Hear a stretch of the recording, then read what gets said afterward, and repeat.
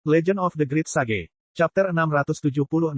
Pada saat Helicover Parosa kembali sadar, dia telah tiba di tempat yang aneh. Gletser, hutan, gurun, dan berbagai medan lainnya jelas terpisah satu sama lain, tersebar di ruang luas ini. Setiap bagian memiliki ukuran yang persis sama, dan pusaran berwarna merah darah terus berputar di langit. Di gletser putih bersih di kejauhan, seekor lican hitam setinggi lebih dari 30 meter sedang melolong ke langit. Tiba-tiba ia menoleh dan menatap Helicover Parosa dengan mata hijau tua. Sesaat kemudian, gletser meledak, membuat es dan salju beterbangan. Lican itu sudah menghilang. Murid Helicover Parosa tiba-tiba berkontraksi. Dia mengangkat kepalanya, hanya untuk melihat bayangan raksasa menutupi langit, menerjang ke arahnya. Cakar serigala besar bersiul di udara. Ledakan, gundukan pasir di belakang Helicover Parosa rata seluruhnya, berubah menjadi badai pasir yang menyapu udara. Helicover Parosa terbang mundur dengan pasir kuning, menghindar tepat pada waktunya. Dia sangat terkejut. Lican itu telah menerjangnya dari jarak yang sangat jauh. Jika bukan karena kemampuan bawaan matanya, dia tidak akan bisa bereaksi tepat waktu. Kecepatan dan kekuatan Lican itu sudah setara dengan Komandan Daemon Puncak. Itu jelas bukan sesuatu yang bisa dia kalahkan. Dia mengatupkan giginya karena kebencian terhadap bulan utara. Saat dia memikirkan hal ini, angin mencurigakan menyerangnya. Kepala serigala besar membuka mulutnya yang penuh dengan gigi tajam dan menggigitnya. Helicover Parosa memuntahkan seteguk darah, dan jaring laba-laba menyebar menutupi kepala serigala. Namun, Edan mengayunkan cakarnya dan membuat Helicover Parosa terbang mundur. Dia menabrak hutan hujan dan berhenti setelah menabrak beberapa lusin pohon besar. Helicover Parosa mempertahankan postur bertahan. Pakaian ketat di lengannya robek, memperlihatkan kulit peraknya. Wajah peraknya sedikit bengkok, dan matanya bersinar dengan cahaya yang ganas dan jahat. Tidak peduli siapa yang ingin membunuhnya, mereka harus membayar harganya. Edan merobek jaring laba-laba yang menutupi kepalanya, merobek sebagian bulu serigala hitam itu. Cakar yang menyerang Helicover Parosa juga ditutupi lapisan racun hitam yang menyebar dengan cepat. Dia membuka mulutnya dan menggigitnya, merobek daging yang terinfeksi racun. Rasa sakit itu membuatnya semakin marah. Dia yakin Helicover Parosa adalah penolong bulan utara, seseorang yang datang untuk menghentikannya meninggalkan lapangan Asura. Dia pasti akan membunuhnya secepat mungkin. Setelah melepaskan jiwa binatang itu, pikirannya sudah sangat terpengaruh, tetapi naluri bertarungnya semakin tajam. Helicover Parosa melompat berdiri dan melihat kembali ke pohon beringin besar di kejauhan. Dia segera berlari menuju pohon beringin besar itu tanpa ragu sedikitpun. Dia harus memanfaatkan medan untuk menampung tubuh besarnya. Jika dia melawannya di tanah datar, begitu dia ditangkap dan digigit, dia tidak akan mampu lagi melawan. Satu-satunya hal yang bisa dia lakukan adalah melepaskan semua racunnya dan binasa bersamanya. Dia tiba di depan pohon beringin besar, dan Daemon Ki berkumpul di matanya, membentuk pola misterius dan indah.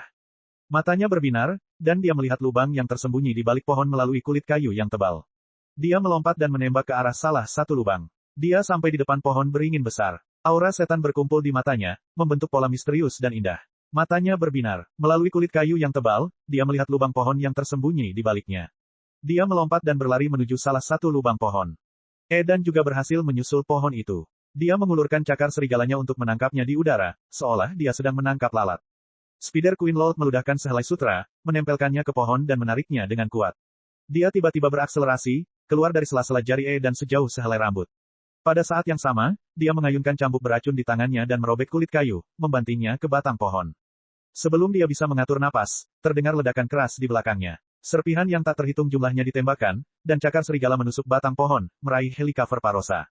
Helicover Parosa sangat khawatir. Dia melepaskan benang sutra laba-laba dan menghubungkan dirinya ke pohon beringin besar. Kekuatan Edan memang luar biasa, tetapi ribuan benangnya juga sangat kuat. Dia tidak bisa segera menariknya keluar. Edan melolong aneh, dan Helicover Parosa merasakan kekuatan luar biasa menekannya seolah ingin menghancurkannya sampai mati. Dia menggigit tangan Edan dengan kejam dan menuangkan racunnya tanpa menahan sama sekali.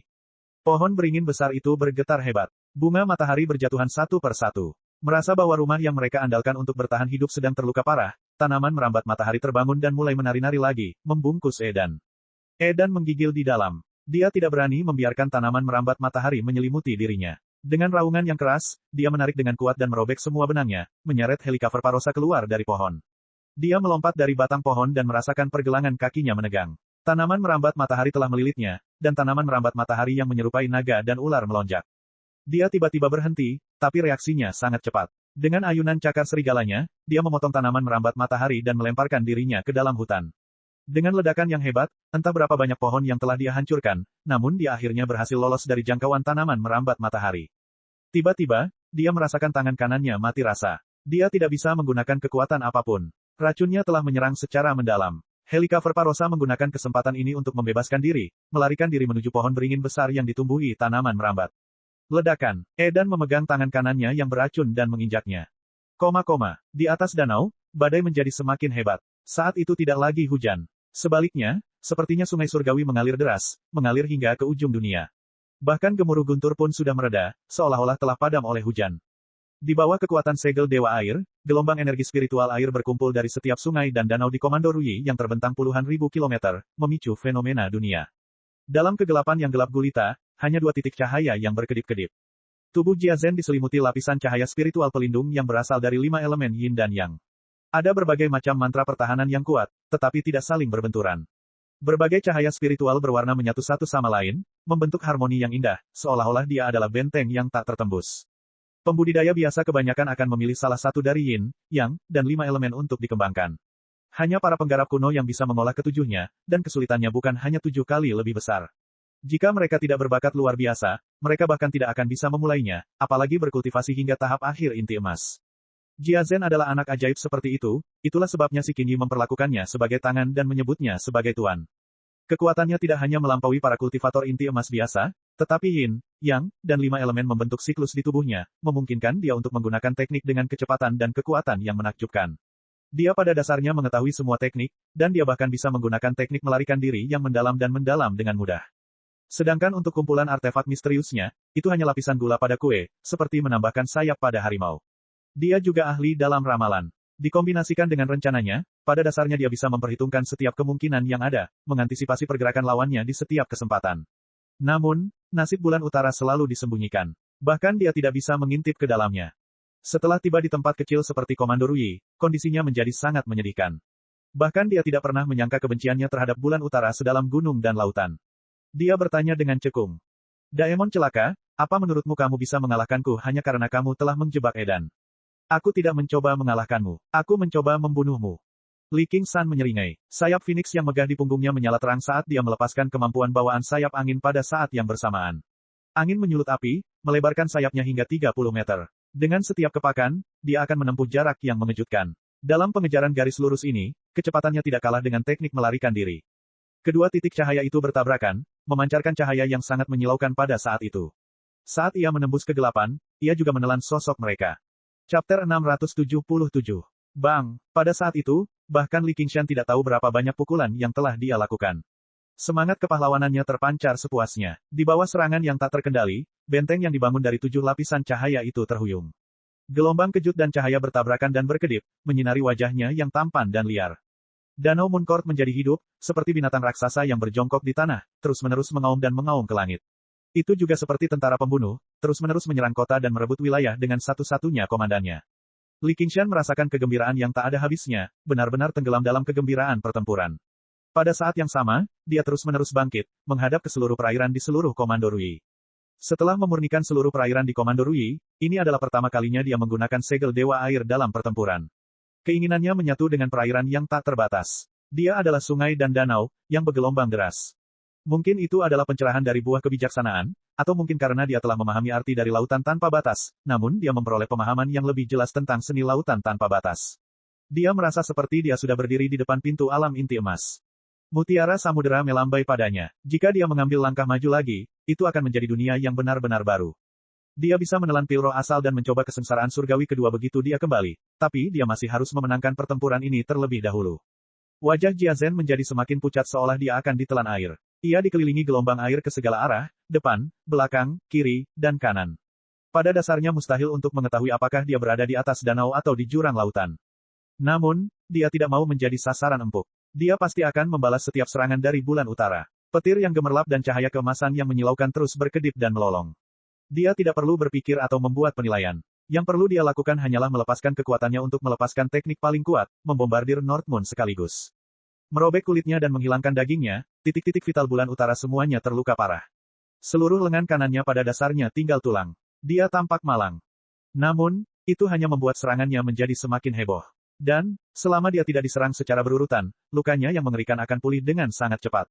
Dengan gelombang api, semuanya akan kembali normal. Ini adalah api burung Phoenix. Dia memiliki garis keturunan burung Phoenix. Jia Zhen telah mengalami pertempuran yang tak terhitung jumlahnya dalam hidupnya, tapi ini adalah pertama kalinya dia merasa bahwa kemenangan tidak ada harapan. Dia tidak bisa menahan diri untuk berpikir, mungkinkah monster ini abadi? Tentu saja, Li Qingshan bukannya tak terkalahkan. Selama tulang harimaunya hancur dan inti iblisnya hancur, dia juga akan mati. Namun, ini bukanlah sesuatu yang dapat dilakukan oleh seorang kultivator inti emas, tidak peduli seberapa berbakat atau kuatnya kultivator inti emas tersebut.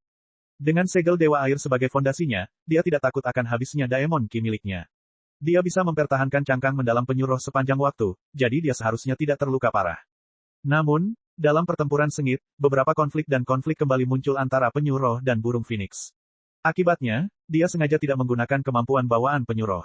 Sebaliknya, dia membiarkan burung Phoenix terus-menerus menyembuhkan luka-lukanya sehingga dia dapat menghindari perselisihan internal yang berlebihan. Gelombang mengerikan lainnya datang runtuh, dan bayangan yang bahkan lebih gelap dari kegelapan tiba-tiba muncul di belakang Jia Zhen. Itu adalah bayangan yang hampir merenggut nyawa Jia Zhen, dewa patroli malam yang turun setelah menerima pengorbanan. Setelah doa dari penjelajah malam yang tak terhitung jumlahnya, kekuatannya telah pulih, bahkan menjadi lebih tertutup dan suram. Senjata di tangannya telah berubah dari belati menjadi rapier panjang dan sempit, menusuk seperti air mengalir. Itu diam-diam menembus lapisan cahaya pertahanan dan mendekati bagian belakang kepalanya. Sejak serangan diam-diam terakhir kali, Jia Zhen tetap waspada. Kipas bulu di tangannya berkedip-kedip dengan cahaya putih saat dia berbalik dan mengayunkannya ke bayangan di belakangnya. Kesal. Bang, cahaya dan bayangan bertabrakan, menghasilkan suara yang tampak nyata. Bayangan itu berputar dan mundur, menjadi sedikit lebih tipis, tapi masih belum hancur. Sebaliknya, ia segera menyatu dengan kegelapan, diam-diam menunggu kesempatan berikutnya. Ledakan. Memanfaatkan gangguan Jia Zhen, Li Qingshan mendorong kekuatan getaran hingga batasnya dan menghancurkan cahaya pertahanan luar berwarna kuning tanah dengan sebuah pukulan. 6 lapisan sisanya segera kehilangan strukturnya yang sempurna dan harmonis. Sepertinya masih ada 6 lapisan, namun pertahanannya telah berkurang lebih dari setengahnya. Wajah Jia Zhen berubah drastis. Dia tidak bisa bertahan lebih lama lagi, segera berubah menjadi seberkas cahaya dan melarikan diri menuju cakrawala. Adapun kehidupan Edan, seperti pepatah lama, lebih baik kamu mati daripada aku. Li Qingshan mengepakkan sayapnya dan mengejar dengan sekuat tenaga, mengikuti di belakang seberkas cahaya. Dia mengejar beberapa ratus kilometer sebelum melipat sayapnya dan melayang di udara. Saat dia melihat seberkas cahaya menghilang ke cakrawala, dia menggelengkan kepalanya dengan lembut. Jika Little N ada di sini, apakah dia bisa membiarkan bajingan ini melarikan diri dengan sapuan Blood-Sea Banner? Tidak ada gunanya melanjutkan pengejaran seperti ini. Dia malah akan jatuh ke dalam perangkap musuh jika dia ceroboh. Pada level kultivasi mereka, membunuh lawan dengan level yang sama memang bukanlah tugas yang mudah. Hanya ini yang menunjukkan pentingnya harta karun misterius yang dapat membentuk ruangnya sendiri seperti Blood-Sea Banner dan Asura Field. Terlebih lagi, jika dia tetap tidak memasuki lapangan Asura untuk memberikan bantuan, Helicover Parosa akan terbunuh di kemudian hari. Dia sudah sangat terkejut karena dia bisa bertahan begitu lama. Seekor burung di tangan lebih baik daripada 100 burung di hutan. Jika dia membiarkan Edan melarikan diri lagi dan Jia Zhen kembali menyerangnya lagi, dia benar-benar bodoh. Karena itu, Li Qingshan segera menarik kembali seluruh auranya dan menyerbu ke sungai besar di permukaan. Dia kemudian memasuki sungai bawah tanah dan terbang secara acak di sepanjang sungai. Bahkan sebelum riak di permukaan sungai mereda, seberkas cahaya melintas. Jia Zhen telah membunuh dalam perjalanan pulang. Dia mencari dengan indera jiwanya terlebih dahulu dan kemudian meramal, tapi bagaimana dia masih bisa menemukan jejak Li Qingshan? Dia mengerutkan keningnya. Edan mungkin sudah selesai untuk kali ini. Dia tergoda untuk kembali ke Danau Moon Court dan membunuh semua penjelajah malam, tapi dia takut bentrok dengan bulan utara lagi. Kecerobohan sekecil apapun bahkan bisa membahayakan nyawanya. Para penjelajah malam tidak sebanding dengan risikonya, dan bayangan aneh itu juga membuatnya agak takut. Di lapangan Asura, pusaran berwarna merah darah mulai berputar sekali lagi sebelum ada yang menyadarinya. Tubuh Helicover Parosa telah terpenggal di bagian pinggang. Pantatnya yang gagah dan bulat, ramping, atau dengan kata lain, perut laba-laba yang ganas dan menakutkan serta kaki laba-laba berbulu telah menghilang entah kemana sejak lama. Hanya bagian atas tubuhnya yang tergeletak di dataran berumput. Daemon Ki-nya telah benar-benar habis, hanya dengan satu nafas tersisa. Kaki Edan gagal menginjaknya, sehingga dia bisa melarikan diri ke bawah tanah. Dia menyerang ke kiri dan ke kanan lagi, menggunakan medan pohon beringin besar untuk mempertahankan jalan buntu. Namun, di bawah kekuatan Edan yang luar biasa, dia segera menyusul. Mereka bahkan tidak bentrok secara intens, dan dia berakhir seperti ini. Tentu saja Edan telah membayar harga tertentu untuk ini. Dia terpaksa memotong tangan kanannya yang telah direndam dalam racun. Meskipun dia bisa segera menumbuhkannya kembali dengan tubuhnya yang sangat kuat, itu masih memakan cukup banyak kekuatan. Dia terengah-engah saat sepotong kegilaan perlahan muncul di mata hijau gelapnya. Mati. Edan menggeram dan mengayunkan cakarnya ke punggung Helicover Parosa. Bulan utara, kamu akan mati dengan mengenaskan. Helicover Parosa mengutuk tanpa daya. Tepat ketika dia hendak meledakkan inti daemonnya, badai hitam turun dari atas. Cakar Edan melayang di udara. Sosok familiar muncul di depan helikopter Parosa. Dia menopang cakar besar itu dengan satu tangan dan berbalik sambil tersenyum. Apa kamu baik-baik saja? Dia tidak tega melihatnya dalam keadaan yang menyedihkan, tapi ini adalah konsekuensi dari keinginannya untuk menonton pertunjukan. Li Qingshan awalnya berpikir bahwa helikopter Parosa akan melontarkan pelecehan atau kutukan dengan kejam, tetapi dia mendengarnya berkata dengan agak lemah, "Selamatkan aku." Dia tidak bisa menahan diri untuk tidak terlihat terkejut. Lalu, dia tersenyum dan berkata, "Tentu saja. Kamu juga bisa dianggap sebagai wanitaku." Seorang iblis wanita. Sambil berpikir, dia mengirim helikopter Parosa dan bagian bawahnya terpotong keluar dari lapangan Asura. Bulan utara, Edan meraung. Angin busuk bertiup di wajahnya saat cakarnya bersiul di udara. Tubuh Li Qingshan membengkak dan tumbuh setinggi lebih dari 60 kaki. Dia mengambil cakar itu secara langsung tanpa bergerak sama sekali. Beberapa bekas cakar mengerikan muncul di dadanya, tapi dia tidak peduli. Dia menundukkan kepalanya untuk melihat ke arah Edan dan berkata dengan suara yang terdengar seperti dering logam. "Edan, waktu kematianmu telah tiba." Edan mendapatkan kembali sedikit kejelasan dari kegilaannya. Dia tiba-tiba merasa sedikit tidak nyaman saat mencium aroma kematian. Dia melompat mundur dengan gesit dan menatap Li Qingshan. Dari matanya, dia sudah tahu bahwa hanya satu orang yang bisa selamat dari pertempuran ini. Jelas tidak ada kemungkinan kedua. "Kamu telah memaksakan tanganku. Apakah kamu tidak menyesali ini?" Li Qingshan mengambil satu langkah ke depan. Kuku besinya terinjak, dan tanah berguncang. "Datang!" Edan meraung putus asa. Setelah mencapai puncaknya, dia mengesampingkan semua ketakutan dan keputusasaan. Seolah-olah dia telah memutuskan rantai terakhir, dia sepenuhnya melepaskan jiwa binatang buasnya dan membiarkannya melahap jiwanya. Dia tidak bisa lagi memulihkan bentuk dan kemauan manusianya. Punggungnya melengkung tinggi, dan lengannya terentang sedemikian rupa hingga hampir menyentuh tanah. Saat ini, Edan lebih seperti serigala daripada manusia. Setelah pengorbanan mutlak ini muncullah kekuasaan mutlak. Auranya meroket pesat, dan dia sudah dekat dengan kekuatan seorang raja. Li Qingshan menyeringai lebar dan menunjukkan senyuman gembira. Dia meraung, "Ayo." Niat membunuhnya mendidih dan semangat juangnya melonjak. Di langit, pusaran berwarna darah berputar lebih cepat. Auman harimau dan auman serigala terdengar bersamaan. Li Qingshan dan Edan menerjang ke depan pada saat bersamaan. Mereka bertabrakan dengan keras di udara dan jatuh ke tanah. Saat itu juga, tinju dan cakar datang dan pergi, dan darah berceceran di mana-mana. Sosok mereka seperti manusia namun belum, seperti binatang namun belum. Mereka seperti dewa penyihir dari zaman purba, bertarung satu sama lain di tanah terlantar. Raungan terdengar, dan tanah retak dan runtuh seperti genderang perang yang ditabuh. Pusaran berwarna darah itu seperti satu mata, menyaksikan pemandangan ini dengan kepuasan. Lapangan Asura yang baru lahir ini disempurnakan dan ditingkatkan sedikit demi sedikit saat mereka bertarung. Semakin banyak Asura yang turun dari langit. Awalnya, ada Asura biasa, tapi kemudian, sebenarnya ada Jenderal Asura yang turun.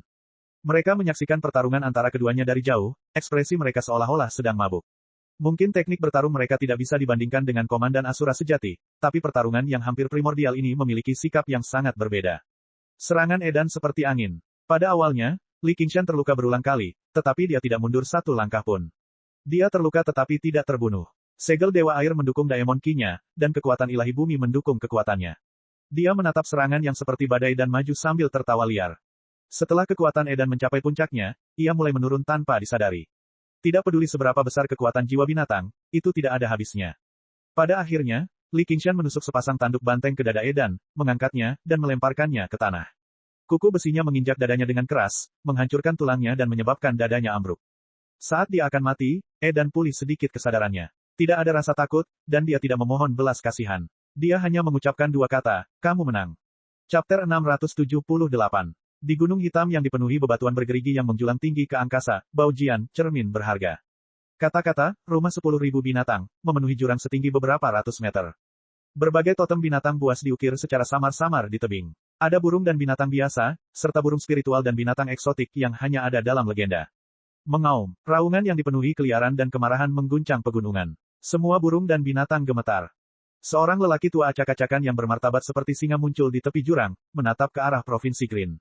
Siapa yang membunuh Edan? Saat Li Qingshan membunuh Edan, dia tiba-tiba merasakan hawa dingin yang mendalam. Penyuruh juga memberikan pertanda peringatan yang kuat. Bahkan tanpa ramalan penyuruh, dia bisa menebak bahwa membunuh Edan telah memprovokasi sosok yang sangat menakutkan, dan sosok itu bukanlah seseorang yang bisa dia lawan saat ini. Tuan, Raja Binatang. Dia merenungkan dua kata itu sebelum melemparkannya ke belakang kepalanya. Ketika pemahamannya tentang penyuruh semakin dalam, dia menjadi semakin peka terhadap pertanda baik dan buruk. Ini adalah takdir yang sudah ditakdirkan, tapi ini tidak terjadi dalam waktu dekat. Raja Binatang akan menerima berita kematian Edan, mengetahui siapa pembunuhnya dari Jia Zhen, dan kemudian melakukan perjalanan dari Provinsi Naga ke Provinsi Hijau. Ini akan memakan banyak waktu baginya. Dalam niat membunuh, masih ada peluang untuk bertahan hidup. Bahkan jika dia tidak bisa mengalahkan mereka, tidak bisakah dia melarikan diri? Singkatnya, jika itu adalah berkah, itu bukanlah kutukan, dan jika itu adalah kutukan, dia tidak dapat menghindarinya. Dia tidak perlu khawatir. Li Qingshan menguap dan melihat pusaran berwarna merah darah di langit. Dia tidak tahu apakah jiwa Edan telah kembali ke alam Asura, atau apakah telah dimakan oleh jiwa binatang dan lenyap sepenuhnya dari dunia. Dia menundukkan kepalanya dan melihat inti emas hitam keabu-abuan di tangannya. Totem serigala hitam terlihat samar-samar di atasnya, memberikan kesan liar dan buas. Melangkah keluar dari lapangan Asura, dia tiba 5 kilometer di bawah tanah. Sebuah sungai kecil mengalir deras menembus kegelapan. Helikopter Parosa tergeletak di tepi sungai di dekatnya, telanjang bulat. Meskipun dia tampak sangat lemah, luka-lukanya pada dasarnya telah sembuh. Hanya ada luka berdarah di pinggangnya yang belum juga sembuh. Jenis cedera ini tidak akan merenggut nyawanya, tapi tidak diragukan lagi itu adalah cedera yang serius. Bahkan bibir merahnya pun kehilangan sedikit warna. Helikopter Parosa memandangnya dari belakang. Kamu menang lagi. Hehe, itu semua berkat kamu. Buka mulutmu. Petik 2. Li Qingshan berjalan mendekat dan memeluk punggungnya. Ia mencabut sebagian batang pohon beringin tersebut dan meremasnya dengan kuat. Getah putih susu menetes ke bawah. Itu jatuh ke mulutnya. Segera, luka di tubuhnya sembuh total, dan bibirnya kembali berwarna. Dia terus menatapnya dengan ekspresi aneh. Dia samar-samar mengerti mengapa Raja Roh Jangkrik Emas memperlakukannya dengan rasa hormat yang khusus dan bahkan memperlakukannya setara. Ada sesuatu yang berbeda pada dirinya yang memungkinkan dia untuk tumbuh dari Jenderal Iblis kecil di bawah komandonya menjadi seperti sekarang ini. Helikopter Parosa mendapatkan kembali sebagian energi iblisnya. Li Qingshan menepuk pipinya. Baiklah, kamu bisa kembali sekarang. Helikopter Parosa tiba-tiba memeluk lehernya. Apakah kamu melupakan sesuatu? Kamu bilang kamu akan melakukannya jika kamu menang. Sekarang kamu menang. Helikopter Parosa menjilat bibirnya dan berkata dengan suara rendah dan menggoda. Li Qingshan dan Helikopter Parosa telah melakukannya berkali-kali, tapi semuanya kuat. Dia tidak bisa menolak dan hanya setuju dengan setengah hati. Ini pertama kalinya dia berinisiatif bercinta. Dia tidak bisa menahan senyum. Ini juga berarti dia tidak lagi memikirkan balas dendam dan sepenuhnya menerima keberadaannya. Itu bukanlah cinta, itu tidak lebih dari mengakui yang kuat dan menaati yang kuat. Tapi ini sudah cukup bagi Li Qingshan. Dia mencubit dagunya dan tersenyum. Untungnya, kamu tidak terlalu bodoh. Kalau tidak, aku takut suatu hari nanti aku akan benar-benar membunuhmu dengan tanganku sendiri. Itu akan sangat sia-sia. Alasan kenapa dia tidak membunuh Helikopter Parosa awalnya karena hukum bahwa monster tidak boleh membunuh satu sama lain. Kemudian, dia mempertimbangkan wajah Raja Roh Jangkrik Emas. Adapun apa yang membuatnya paling bahagia, itu bukanlah alasan yang paling penting. Entah itu wanita atau Bansi, ada banyak dari mereka di dunia. Sekalipun dia penuh nafsu, dia tidak perlu gantung diri di pohon ini. Belum lagi, kecantikan bukanlah tujuan terbesarnya. Ketika dia menjadi lebih kuat dan bisa mengabaikan semua aturan ini, jika dia masih menatapnya dengan kebencian seperti itu di matanya, dia mungkin hanya akan menertawakannya dan tidak memasukkannya ke dalam hati. Atau dia mungkin berubah pikiran dan menyelesaikan masalah lama dengannya, lalu dia akan mengangkat pedangnya dan menyerang. Hari itu tidak akan tiba. Helikopter Parosa berinisiatif mengangkat kepalanya dan mencium bibirnya. Li Qingshan mengangkat tangannya untuk menutupi bibirnya. Masih ada yang harus kulakukan. Kamu kembali dan tunggu aku.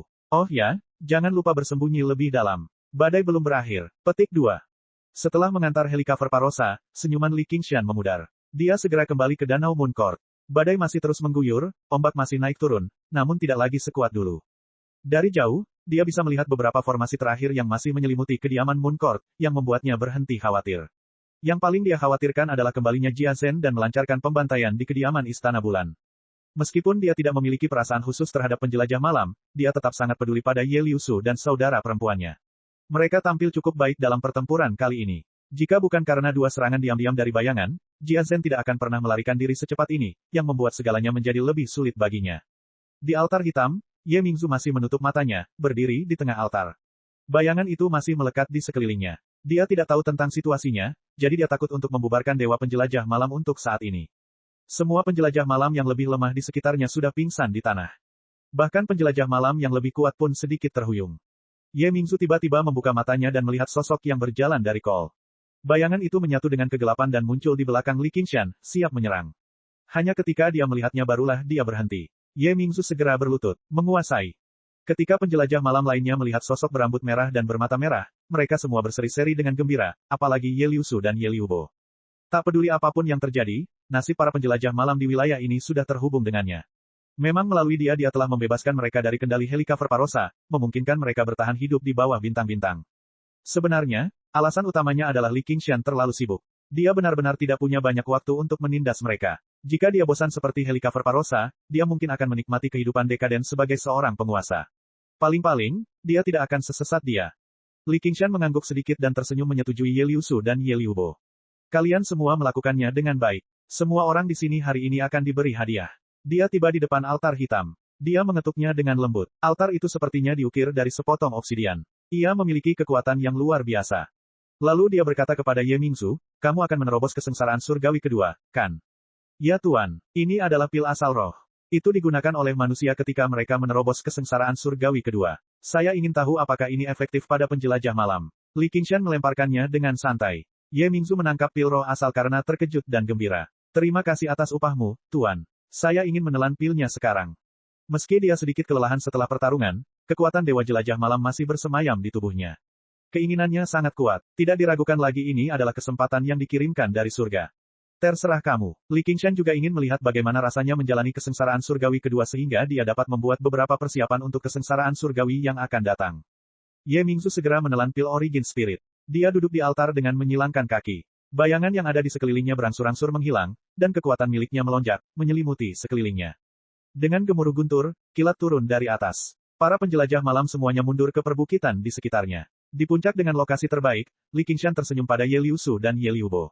Ini sudah lama sekali. Kamu melakukannya dengan baik kali ini. Bagaimana Anda ingin saya memberi imbalan kepada Anda? Petik 2. Ye Liubo menggerutu, dan saya pikir Anda sudah melupakan kami, Tuan. Semua orang mengatakan mereka tidak dapat berpisah, tetapi Tuan, Anda memiliki tubuh asli dan tiruan, namun Anda bahkan tidak tahu untuk mengunjungi kami. Saya tidak peduli dengan imbalan. Aku hanya ingin hutangmu padaku. Petik 2. Apa hutangku padamu? Ah, Guru, Anda sebenarnya sudah lupa. Saya ingin seorang anak. Ye Liubo sepertinya dia akan menangis. Baiklah, baiklah, baiklah. Kita akan memilikinya saat kita kembali. Hanya ketika Li Qingshan setuju barulah Ye Liubo tersenyum lebar. Dia melingkarkan lengannya di pinggangnya dengan kuat seolah dia takut dia akan melarikan diri. Kemudian Li Qingshan bertanya, bagaimana denganmu, Liusu? Aku tidak cukup berani untuk meminta apapun. Aku akan puas asalkan kamu menunjukkan kasih sayang sedikit pun kepadaku. Aku ingin tahu mana yang lebih mudah dibandingkan memiliki anak. Ye Liusu berbalik dan tersenyum. Dia menatap matanya dengan mata berbintang. Li Qingshan mengangkat alisnya dan tertawa. Ketidaksenangan kakak perempuannya bahkan lebih besar dibandingkan adik perempuannya. Dia menundukkan kepalanya dan mencium bibirnya dengan lembut. Meskipun aku membunuh lawan kali ini, tuannya adalah Raja Binatang dari Provinsi Naga. Dia mungkin akan segera datang mencari masalah, jadi aku belum bisa berhenti. Ye Liusu sangat tersentuh. Dia tidak pernah mengira pria itu akan menjelaskan atau bahkan meminta maaf padanya dengan begitu tulus. Dengan kekuatannya, dia tidak perlu peduli dengan apa yang dia pikirkan. Dia berkata dengan penuh emosi, kamu sudah memberiku cukup, namun aku tidak bisa membantumu dengan apapun. Namun, aku selalu memikirkanmu, dan apapun yang terjadi, semua milikku adalah milikmu. Saudari, di bawah tatapan terkejut Ye Liubo, wajah Ye Liusu memerah dan dia menundukkan kepalanya. Li Qingshan tersenyum. Apakah kamu menginginkan anak juga? Selama kamu menginginkannya, Ye Liusu berbalik dan menatap lembah. Kilatan petir terus-menerus menyinari wajahnya. Dia perlahan-lahan menjadi agak khawatir. Bisakah ibu berhasil menjalani kesengsaraan? Siapa yang tahu sudah berapa tahun sejak ahli kesengsaraan surgawi kedua muncul dari para penjelajah malam di wilayah ini. Pertama-tama, para penjelajah malam saling serang. Begitu seorang jenius seperti itu muncul, klan lain akan melakukan apa saja untuk membunuh mereka. Lalu, terjadi penindasan dari Helicover Parosa. Dia hanya membutuhkan satu kata untuk memanggil mereka ke kota Cobweb dan melahap mereka untuk apa yang tidak dapat dicapai oleh klan lain. Akhirnya, tanpa pil menakjubkan seperti pil roh asal, mengatasi kesengsaraan surgawi kedua dengan kekuatannya sendiri juga tidaklah mudah. Jangan khawatir, jika dia tidak percaya diri, dia tidak akan memilih untuk menjalani kesengsaraan saat ini. Menurut pengamatan Li Qingshan, kekuatan kesengsaraan surgawi kedua tidak terlalu menakutkan. Setidaknya, dia merasa dirinya akan baik-baik saja. Tentu saja, kepercayaan diri ini didasarkan pada tubuhnya yang luar biasa tangguh. Ye Mingzu tidak sekuat itu, tapi dia telah terjebak dalam kemacetan ini selama bertahun-tahun, jadi fondasi yang dia bangun sangat dalam. Pil Origin Spirit hanyalah dorongan terakhir baginya. Benar saja, ketika sambaran petir terakhir jatuh, Ye Mingzu tetap berdiri di atas altar hitam. Dia dipenuhi dengan kegembiraan. Semuanya mundur ke bawah tanah. Tidak, kalian semua, datanglah ke sisiku. Petik 2. Li Qingshan tiba-tiba memerintahkan dengan keras. Dia menatap ke arah Provinsi Naga. Kesengsaraannya telah tiba. Chapter 679. Di gunung hitam yang tingginya puluhan ribu kaki dan ditutupi bebatuan bergerigi. Kurang dari lebih besar dari pertama. Kata-kata, villa gunung 10.000 binatang, memenuhi tebing setinggi 1.000 kaki. Totem berbagai binatang buas terukir samar-samar di tebing. Ada burung dan binatang biasa, serta burung roh dan binatang aneh yang hanya ada dalam legenda. Mengaum, raungan liar dan marah mengguncang pegunungan, dan semua burung serta binatang gemetar. Seorang lelaki tua dengan rambut acak-acakan dan bermartabat seperti singa muncul di tepi tebing, memandang ke arah provinsi Azure. Siapa yang membunuh Edan? Saat Li Qingshan membunuh Edan, dia tiba-tiba merasakan hawa dingin yang mendalam. Penyuruh juga memberikan peringatan keras. Bahkan tanpa ramalan penyuruh, dia bisa menebak bahwa membunuh Edan telah memprovokasi sosok yang sangat menakutkan, dan sosok itu adalah seseorang yang tidak bisa dia lawan saat ini. Tuan, Raja Binatang. Dia merenungkan dua kalimat itu sebelum melemparkannya ke belakang kepalanya. Saat pemahamannya tentang penyuruh semakin dalam, dia menjadi semakin peka terhadap pertanda baik dan buruk. Meskipun ini merupakan takdir pertemuan, hal ini tidak terjadi dalam waktu dekat. Raja Binatang akan menerima berita kematian Edan, mengetahui siapa pembunuhnya dari Jia Zhen, dan kemudian melakukan perjalanan dari Provinsi Naga ke Provinsi Hijau. Ini akan memakan banyak waktu. Di tengah niat membunuh, masih ada peluang untuk bertahan hidup. Bahkan jika dia tidak bisa menang, tidak bisakah dia melarikan diri? Singkatnya, jika itu merupakan berkah, maka itu bukanlah sebuah bencana. Jika itu adalah bencana, maka hal itu tidak dapat dihindari. Tidak perlu khawatir tentang hal itu. Li Qingshan meregangkan punggungnya dan melihat pusaran berwarna merah darah di langit. Dia bertanya-tanya apakah jiwa Edan telah kembali ke alam Asura, atau apakah jiwa itu telah dimakan oleh jiwa binatang dan lenyap sepenuhnya dari dunia. Dia menundukkan kepalanya dan melihat inti emas hitam keabu-abuan di telapak tangannya. Ada totem samar serigala hitam di atasnya, memancarkan aura liar dan buas. Saat keluar dari lapangan Asura, mereka tiba di tempat yang berada lebih dari 10 mil di bawah tanah. Dalam kegelapan, sebuah sungai kecil mengalir, dan Helikaver Parosa terbaring telanjang di tepi sungai tak jauh dari situ. Meskipun dia tampak sangat lemah, pada dasarnya dia telah pulih dari luka-lukanya. Hanya ada luka berdarah di pinggangnya yang belum juga sembuh. Bagi Komandan Daemon dengan tubuh kuat seperti miliknya, luka ini tidak cukup untuk merenggut nyawanya, tapi tidak diragukan lagi itu adalah luka yang berat. Bahkan bibir merahnya pun kehilangan warna. Helikaver Parosa memandangnya dari belakang. Kamu menang lagi. Haha, itu semua berkat kamu. Buka mulutmu. Li Qingshan berjalan mendekat dan memeluk punggungnya. Ia mencabut sebagian batang pohon beringin tersebut dan meremasnya dengan kuat. Getah pohon berwarna putih susu menetes ke bawah dan masuk ke mulutnya. Segera, luka di tubuhnya sembuh total. Bibirnya juga sedikit lebih kemerahan. Dia terus menatapnya dengan ekspresi aneh. Dia samar-samar mengerti mengapa Raja Roh Jangkrik Emas menganggapnya dengan rasa hormat yang khusus dan bahkan memperlakukannya setara. Ada sesuatu yang berbeda pada dirinya yang membuatnya bangkit dari Jenderal Iblis kecil di bawah komandonya menjadi seperti sekarang ini. Helikaver Parosa memulihkan sebagian Daemon Ki miliknya. Li Qingshan menepuk pipinya. Baiklah, kamu bisa kembali. Helikaver Parosa tiba-tiba memeluk lehernya. Apakah kamu tidak melupakan sesuatu? Kamu bilang kamu akan melakukannya jika kamu menang. Sekarang kamu menang. Helikaver Parosa menjilat bibirnya dan berkata dengan suara rendah dan menggoda. Li Qingshan dan Helikaver Parosa telah melakukannya berkali-kali, tetapi semuanya dilakukan dengan paksa. Dia tidak bisa menolak dan hanya setuju dengan setengah hati. Ini pertama kalinya dia berinisiatif meminta berhubungan seks. Dia tidak bisa menahan senyum. Ini juga berarti dia tidak lagi memikirkan balas dendam dan sepenuhnya menerima keberadaannya. Itu bukan cinta. Itu tidak lebih dari mengakui yang kuat dan menaati yang kuat. Tapi ini sudah cukup bagi Li Qingshan. Dia mencubit dagunya dan berkata sambil tersenyum, untungnya, kamu tidak terlalu bodoh. Kalau tidak, aku takut suatu hari nanti aku akan benar-benar membunuhmu dengan tanganku sendiri. Bukankah itu terlalu sia-sia? Alasan kenapa dia tidak membunuh Helikaver Parosa awalnya karena hukum bahwa iblis tidak boleh membunuh satu sama lain. Kemudian, dia mempertimbangkan wajah Raja Roh Jangkrik Emas. Mengenai kesenangan melakukannya, itu bukanlah alasan yang paling penting. Entah itu wanita atau iblis wanita, ada banyak dari mereka di dunia. Sekalipun dia penuh nafsu, tidak perlu gantung diri di pohon ini. Belum lagi, kecantikan bukanlah cita-cita terbesarnya.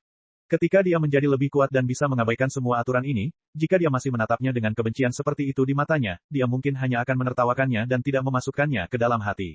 Atau dia mungkin berubah pikiran dan menyelesaikan masalah lama dengannya, lalu dia akan mengangkat pedangnya dan menyerang. Hari itu tidak akan pernah tiba. Helikaver Parosa berinisiatif mengangkat kepalanya dan mencium bibirnya. Li Qingshan mengangkat tangannya dan menutupi bibirnya. Masih ada urusan yang harus aku selesaikan. Sebaiknya kau kembali dan tunggu aku mengunjungimu. Oh ya, jangan lupa bersembunyi lebih dalam. Badai belum berakhir. Petik 2. Setelah mengantar Helikaver Parosa, senyuman Li Qingshan memudar. Dia segera kembali ke Danau Moon Court. Badai terus mengguyur, ombak terus naik turun, namun tidak lagi sekuat dulu. Dari jauh, dia bisa melihat beberapa formasi terakhir yang masih menyelimuti kediaman Moon Court, yang membuatnya berhenti khawatir. Yang paling dia khawatirkan adalah kembalinya Jia Zhen dan melancarkan pembantaian di kediaman Istana Bulan. Meskipun dia tidak memiliki perasaan khusus terhadap penjelajah malam, dia masih sangat mengkhawatirkan Ye Liusu dan saudara perempuannya. Mereka tampil bagus dalam pertempuran kali ini. Jika bukan karena dua serangan diam-diam dari bayangan, Jia Zhen tidak akan melarikan diri begitu cepat, yang membuat segalanya menjadi lebih sulit baginya. Di altar hitam, Ye Mingzu masih menutup matanya, berdiri di tengah altar.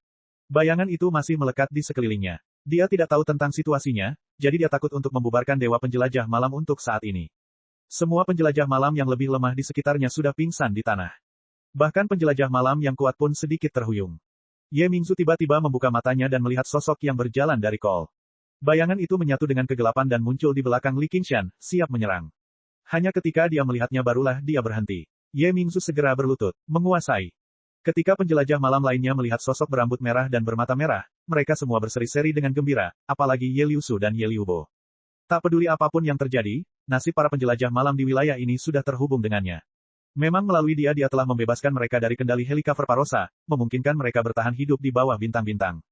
Sebenarnya, alasan utamanya adalah Li Qingshan terlalu sibuk. Dia benar-benar tidak punya banyak waktu untuk menindas mereka. Jika dia bosan seperti Helikaver Parosa, dia mungkin akan menikmati kehidupan dekaden sebagai seorang penguasa. Paling-paling, dia tidak akan sesesat dia. Li Qingshan mengangguk sedikit dan tersenyum menyetujui Ye Liusu dan Ye Liubo. Kalian semua melakukannya dengan baik. Semua orang di sini hari ini akan diberi hadiah. Dia tiba di depan altar hitam dan mengetuknya dengan lembut. Altar itu sepertinya diukir dari sepotong obsidian. Ia memiliki kekuatan yang luar biasa. Lalu dia berkata kepada Ye Mingzu, kamu hampir menerobos kesengsaraan surgawi kedua, kan? Ya Tuan, ini adalah pil roh asal. Pil ini digunakan oleh manusia saat mereka menjalani kesengsaraan surgawi kedua. Aku ingin tahu apakah pil ini efektif pada penjelajah malam. Li Qingshan melemparkannya dengan santai. Ye Mingzu menangkap pil Origin Spirit dan berseri-seri dengan gembira. Terima kasih atas upahmu, Tuan. Saya ingin menelan pilnya sekarang. Meskipun dia sedikit kelelahan setelah pertempuran, kekuatan Dewa Jelajah Malam masih bersemayam di tubuhnya, dan kemauannya sangat kuat.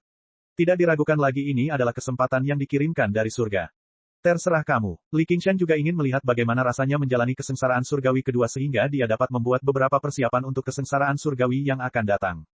Ye Mingzu segera menelan pil Origin Spirit dan duduk di altar. Bayangan di sekelilingnya berangsur-angsur menghilang, dan kekuatannya sendiri melonjak, menyelimuti dirinya. Terdengar gemuruh guntur, dan kilat turun dari atas. Para penjelajah malam semuanya mundur ke perbukitan di sekitarnya. Di puncak dengan lokasi terbaik, Li Qingshan tersenyum pada Ye Liusu dan Ye Liubo. Sudah lama sekali, kamu melakukannya dengan baik kali ini. Bagaimana kamu ingin aku memberi hadiah padamu? Ye Liubo menggerutu, dan saya pikir Anda sudah melupakan kami, Tuan. Semua orang mengatakan mereka tidak dapat berpisah, tetapi Tuan, Anda memiliki tubuh asli dan tiruan, namun Anda bahkan tidak tahu untuk mengunjungi kami. Saya tidak peduli dengan imbalan apapun. Aku hanya ingin hutangmu padaku. Petik 2. Apa hutangku padamu? Ah, Guru, Anda sebenarnya sudah lupa. Saya ingin anak-anak. Ye Liubo sepertinya dia akan menangis. Baiklah, baiklah, baiklah. Kita akan mengambilnya saat kita kembali. Hanya ketika Li Qingshan setuju barulah Ye Liubo tersenyum lebar. Dia melingkarkan lengannya di pinggangnya dengan kuat, seolah dia takut dia akan melarikan diri. Kemudian Li Qingshan bertanya, bagaimana denganmu, Liusu? Aku tidak berani meminta apapun. Aku akan puas asalkan kamu menunjukkan kasih sayang sedikit pun padaku. Aku penasaran mana yang lebih mudah dibandingkan memiliki anak. Ye Liusu berbalik dan tersenyum. Dia menatap matanya dengan mata berbintang. Li Qingshan mengangkat alisnya dan tersenyum. Ketidaksenangan kakak perempuannya pada dasarnya bahkan lebih besar daripada adik perempuannya. Dia menundukkan kepalanya dan mencium bibirnya dengan lembut. Maaf, ada terlalu banyak urusan yang harus aku selesaikan. Meskipun aku membunuh lawan kali ini, gurunya adalah Raja Binatang dari Provinsi Naga. Dia mungkin akan segera datang mencari masalah, jadi aku bisa, belum berhenti. Ye Liusu sangat tersentuh. Dia tidak pernah mengira pria itu akan menjelaskan atau bahkan meminta maaf padanya dengan begitu tulus. Dengan kekuatannya, dia tidak perlu memikirkan pikirannya. Dia berkata dengan emosi yang dalam, kamu sudah memberiku cukup, tapi aku tidak bisa membantumu dengan apapun. Namun, aku terus-menerus memikirkanmu, dan apapun yang terjadi, semua milikku adalah milikmu. Kakak perempuan, di bawah tatapan terkejut Ye Liubo, Ye Liusu tersipu dan menundukkan kepalanya. Li Qingshan tersenyum. Apakah kamu ingin aku memberimu seorang anak juga? Selama kamu menginginkannya, Ye Liusu berbalik dan menatap lembah. Kilatan petir terus-menerus menyinari wajahnya. Dia perlahan-lahan menjadi agak khawatir. Bisakah ibu berhasil menjalani kesengsaraan? Siapa yang tahu sudah berapa tahun sejak ahli kesengsaraan surgawi kedua muncul dari para penjelajah malam di wilayah ini. Pertama-tama, para penjelajah malam saling serang. Begitu seorang jenius seperti itu muncul, klan lain akan melakukan apa saja untuk membunuh mereka. Lalu, terjadi penindasan dari Helicover Parosa. Dia hanya membutuhkan satu kata untuk memanggil mereka ke kota Cobweb dan melahap mereka untuk apa yang tidak dapat dicapai oleh klan lain. Akhirnya, tanpa pil menakjubkan seperti pil roh asal, mengatasi kesengsaraan surgawi kedua dengan kekuatannya sendiri juga tidaklah mudah. Jangan khawatir, jika dia tidak percaya diri, dia tidak akan memilih untuk menjalani kesengsaraan saat ini. Menurut pengamatan Li Qingshan, kekuatan kesengsaraan surgawi kedua tidak terlalu menakutkan. Setidaknya, dia merasa dia akan baik-baik saja. Tentu saja, kepercayaan diri ini didasarkan pada tubuhnya yang luar biasa tangguh. Ye Mingzu tidak sekuat itu, tapi dia telah terjebak dalam kemacetan ini selama bertahun-tahun, jadi fondasinya sangat dalam. Pil Origin Spirit hanyalah langkah terakhir baginya. Benar saja, ketika sambaran petir terakhir jatuh, Ye Mingzu tetap berdiri di atas altar hitam. Dia dipenuhi dengan kegembiraan. Semuanya mundur ke bawah tanah. Tidak, kalian semua, datanglah ke sisiku. Petik 2. Li Qingshan tiba-tiba memerintahkan dengan keras. Dia menatap ke arah Provinsi Naga. Kesengsaraannya telah tiba. Itu datang begitu cepat. Chapter 680. Badai berhenti, namun awan tebal terus menutupi langit. Di ufuk timur, cahaya fajar yang redup mengintip dari balik awan. Sebelum mereka menyadarinya, malam telah berlalu dan fajar telah tiba. Angin sejuk mengacak-acak rambut panjangnya yang berwarna merah tua, masih basah karena hujan dan kabut yang belum juga menghilang. Pagi itu adalah pagi yang nyaman. Li Qingshan berdiri sendirian di gunung tertinggi di kediaman Istana Bulan, menatap langit utara dengan tegas seolah sedang menunggu sesuatu. Tiba-tiba, sebuah aura muncul di langit utara. Itu dengan kejam merobek awan, membiarkan sinar matahari turun. Jaraknya masih sangat jauh, tapi aura yang melonjak agak mencekik. Setelah Jia Zhen melarikan diri, dia segera melaporkan semuanya kepada Si King, yang kemudian meneruskannya kepada Raja Binatang. Setelah mendapatkan nama dan penampilan musuhnya, Raja Binatang segera berangkat, membunuh dari Provinsi Naga. Mata kuning jingganya seperti mata binatang buas, langsung tertuju pada sosok dengan rambut merah tergerai dan dua kata di atas kepalanya, Bulan Utara. Tidak salah lagi. Bang, udara meledak, dan hembusan angin bertiup, menciptakan riak putih di kehampaan. Beast King bersiul dan mendarat di depan Li Qingshan. Seluruh pulau bergetar, dan banyak bangunan runtuh. Li Qingshan menahan napas dan tidak mundur satu langkah pun. Dia mempelajari, Raja Binatang. Dia tampaknya berusia 50-an, dan dia jauh lebih tinggi daripada orang biasa. Hidungnya tinggi dan lebar, dan matanya bersinar terang. Mulutnya terkulai ke bawah, tapi itu benar-benar mulut yang menganga. Dia seperti singa tua. Saat dia melihat sekeliling, dia benar-benar menunjukkan sikap seorang raja di antara binatang buas. Dia tidak menyembunyikan auranya sama sekali. Kemarahannya seperti gunung berapi yang akan meletus, akan menghancurkan dunia. Meskipun dia telah mengalahkan seorang raja sebelumnya, itu karena dia telah mengumpulkan kekuatan dari banyak orang. Memanfaatkan waktu, geografis, dan kondisi sosial yang menguntungkan, dia pada akhirnya menghancurkan ruang untuk membunuh Raja Mayat. Namun, Li Qingshan memperkirakan bahwa dalam keadaan normal, bahkan jika dia jauh lebih kuat dari sebelumnya, dan bahkan jika dia memiliki segel Dewa Air untuk diandalkan, kematian pada akhirnya akan tetap pasti jika dia melawan Raja Mayat satu lawan satu. Kecuali dia segera mengepakkan sayapnya dan melarikan diri begitu dia melihatnya dari jauh, barulah dia memiliki kesempatan untuk bertahan hidup. Ada jurang kekuatan yang sangat besar di antara dua bidang budidaya. Itu tidak dapat dilintasi dengan mudah. Raja Binatang di depannya mungkin lebih kuat dari Raja Zombie. The Beast King juga mengamati, Bulan Utara. Tidak banyak orang yang bisa tetap tenang menghadapi amukannya. Terlebih lagi, aura yang dia keluarkan tidak kuat, jauh dari cukup kuat untuk membunuh Edan. Hal ini membuatnya agak bingung. Kaulah yang membunuh Edan. Raungan pelan yang terdengar seperti suara singa. Benar, kata Li Qingshan terus terang. Kamu berani tinggal di sini. Paling tidak, aku harus melihat seperti apa musuhku dan memverifikasi beberapa hal. Sekarang setelah kamu melihatnya, apakah kamu siap untuk mati? Aku akan memurnikan jiwamu menjadi jiwa binatang. Petik 2. Beast King maju selangkah lagi, dan aura kuat melonjak seperti tsunami. Li Qingshan tersenyum, aku tidak akan mati di tanganmu. Sebelum dia bisa menyelesaikan kalimatnya, sebuah tangan dengan persendian tebal mencengkeram tenggorokannya. Itu sangat cepat sehingga dia tidak punya waktu untuk bereaksi. Di matanya, dia masih bisa melihat bayangan Raja Binatang berdiri di sana. Li Qingshan bergumam pada dirinya sendiri, sepertinya orang lain tidak layak untuk diandalkan. Hanya kekuatan pribadi yang merupakan kekuatan sejati. Tubuhnya tiba-tiba bergetar seperti riak. Cahaya dan bayangan berputar sebelum benar-benar hancur dan menghilang. Ini hanyalah tiruan yang dia tinggalkan di sini. Dia tidak cukup bodoh untuk tinggal di sini dengan tubuh aslinya dan menunggu Beast King membunuhnya. Ketika dia merasakan malapetaka dan bahaya datang dari utara, dia segera mengambil keputusan, yaitu melarikan diri. Seperti kata pepatah, melarikan diri adalah strategi terbaik dari 36 siasat. Inti sebenarnya dari penyuruh adalah menghindari bencana dan menyembunyikan dirinya. Sederhananya, dia adalah seorang pengecut yang tidak dapat ditemukan. Tidak peduli seberapa kuat musuhnya, mereka tidak bisa berbuat apa-apa terhadapnya. Dia telah meninggalkan klon cerminnya di sini untuk melihat seperti apa rupa Raja Binatang, serta untuk melihat bagaimana reaksi Raja Naga Laut. Tidak masuk akal jika hanya Edan yang bisa membunuh Bulan Utara, sedangkan Bulan Utara tidak bisa, atau dia akan dibunuh sebagai balas dendam. Sebagai Raja Dasmon di Provinsi Hijau, Raja Naga Laut juga merupakan pelindung nama semua Dasmon. Jika dia membiarkan Komandan Daemon dan Jenderal Daemon di bawahnya dibunuh oleh manusia penggarap yang kuat, dia akan gagal dalam tugasnya. Namun pada akhirnya, Raja Naga Laut tidak muncul, yang menjelaskan banyak masalah. Mustahil bagi Raja Naga Laut untuk tidak menyadari gangguan besar di Danau Mooncourt. Raja Binatang Buas telah menyerbu dari Provinsi Naga secara agresif, sementara Raja Naga Laut, yang juga berada di Provinsi Hijau, belum tiba tepat waktu. Mungkin dia tidak memiliki kemampuan, atau mungkin dia tidak memiliki kemauan, tapi hanya ada satu kesimpulan. Raja Naga Laut tidak layak untuk diandalkan. Bulan Utara, kemanapun kamu melarikan diri, aku akan membunuhmu dan memurnikanmu menjadi jiwa binatang buas. Dengan suara gemuruh, awan menyebar, dan Raja Binatang itu meninju gunung di bawahnya. Ledakan, retakan hitam menyebar ke segala arah. Seluruh pulau hancur berkeping-keping, runtuh ke Danau Mooncourt. Tempat tinggal bawah air hancur total. Pada saat ini, Li Qingshan sedang melintasi jauh di bawah tanah. Untuk menyembunyikan jejaknya, dia bahkan tidak membentangkan sayapnya. Dia hanya berlari dengan lincah dan anggun dengan senyuman di wajahnya. Dia merasakan sedikit getaran di kejauhan dan pasir halus bergemerisik dari atas. Dia menyembunyikan auranya dan melambat sedikit, diam-diam mengedarkan inti Daemon penyuruh. Satu-satunya hal yang dia khawatirkan adalah seseorang mengunci lokasinya melalui ramalan. Dengan identitas dan budidayanya sebagai Raja Binatang, dia pasti bisa menemukan praktisi ramalan yang sangat kuat. Dia harus berhati-hati dalam hal ini. Untungnya, penyuruh ahli dalam aspek ini. Setelah menelan buah kebijaksanaan, dia memperoleh pemahaman yang lebih dalam tentang cara menggunakan kekuatan ini, jadi dia tidak perlu terlalu khawatir. Namun, untuk sementara dia harus melepaskan identitasnya sebagai Bulan Utara. Memasuki gua yang gelap gulita dan rumit, dia seperti kura-kura roh yang perlahan menyelam ke dalam jurang. Tidak ada lagi yang bisa menemukan jejaknya.